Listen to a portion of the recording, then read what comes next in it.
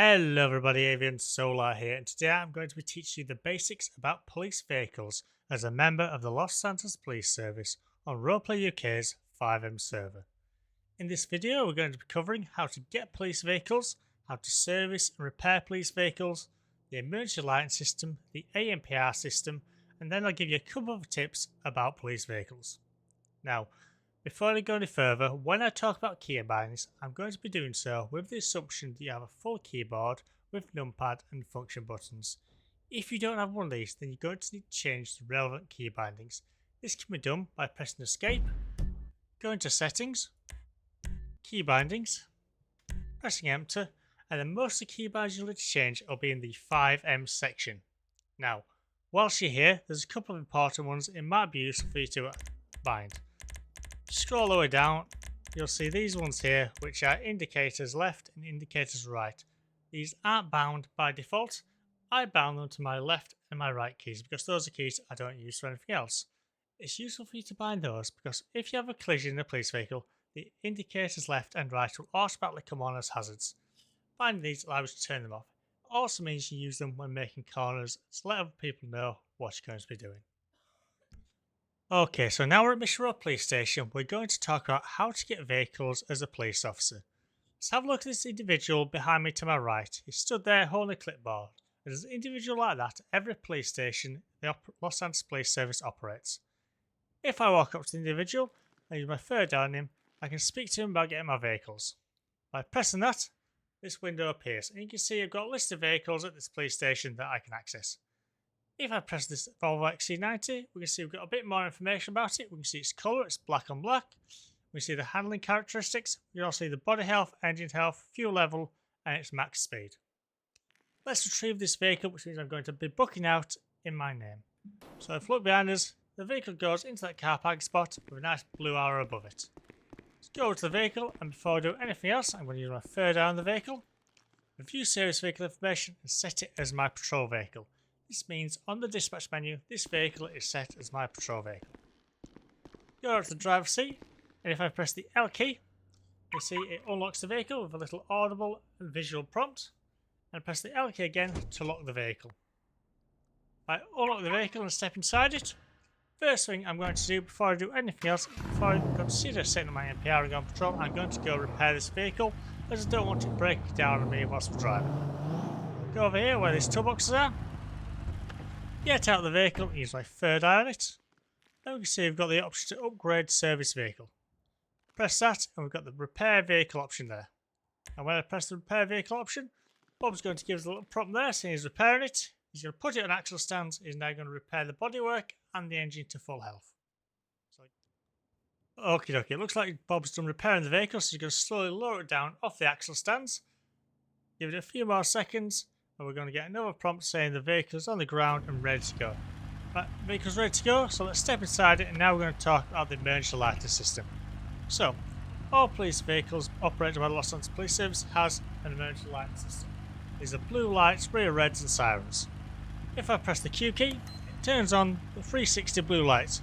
There's a blue lights all the way around the vehicle. If I press the left Alt key, whilst the blue lights are on, it activates the siren. And when the sirens are on, if I press 0 on my numpad, it cycles through 4 sirens.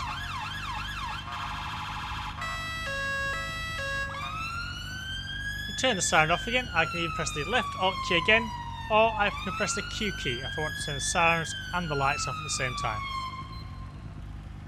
If I hold control and press the Q key, you see the rear red lights come on.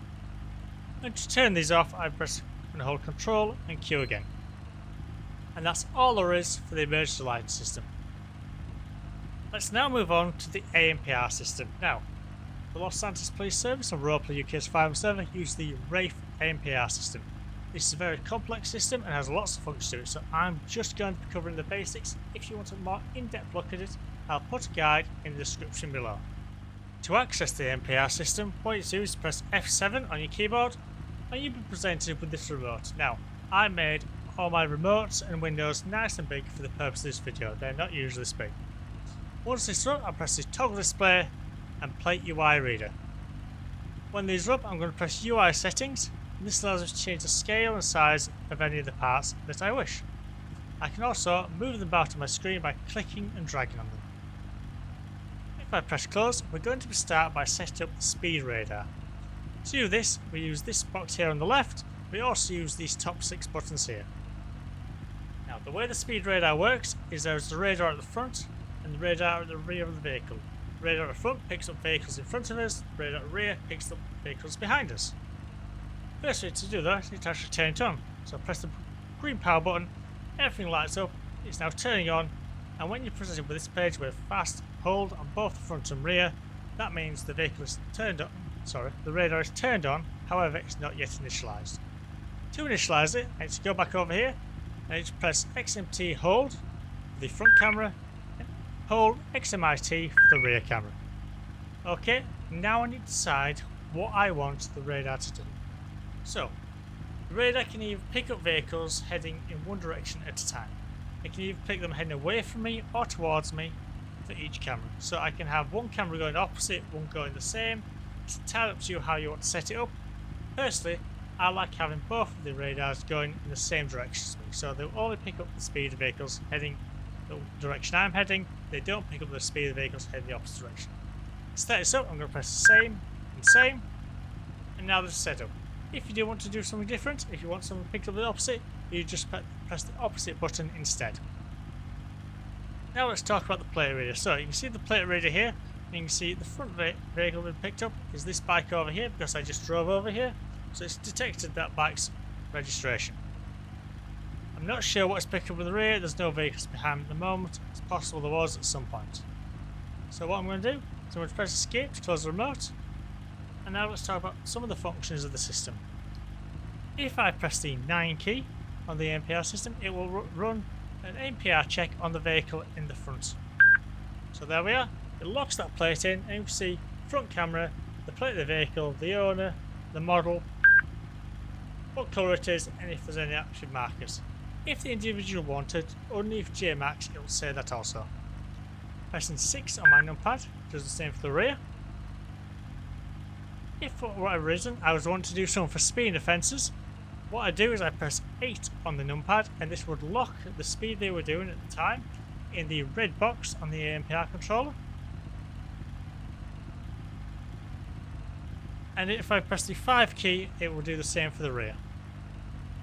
If I press 4 on the numpad, what it will do is add the vehicle in the front to the watch list. So if I press that now, apologies, I'm going to get behind that vehicle a bit more. Press it now, you see vehicles will be added to the watch list. If I press the OK, you can see there Q2 drags added to the watch list. And finally, if I press the 7 key on my numpad, it triggers a failed stop. What this does do, it says this vehicle's failed to stop, gives the location and puts dispatch into all officers. So that's the basics of the ANPR system. Now, a couple of things I want to cover whilst we're here. All police vehicles give you the ability to get certain items of clothing from them. You can do this by going up to a police vehicle, hold your caps muscle, interaction, and grab clothes. You'll then be presented with this limited clothing menu. You can see not every item of police clothing is in there, but some important ones are, such as wetsuits, basic t-shirts, and vests. Another useful thing to know is if you hold the Archer's Eye on firearms vehicles and certain CID vehicles, you have the option to access a vehicle's weapon safe. This vehicle weapon safe is where weapons and evidence can be held, and there's a 4-digit code for it. To get the 4-digit code, you use your third eye on it, review service information vehicle, and copy the vehicle safe code. This only works, however, if you have the keys to the vehicle. Anyway, that's the basics of police vehicles. I hope it's been useful for you. If you've got any questions, feel free to reach out to me or a number of the training team. Thank you very much for watching, and I hope you have a very nice day.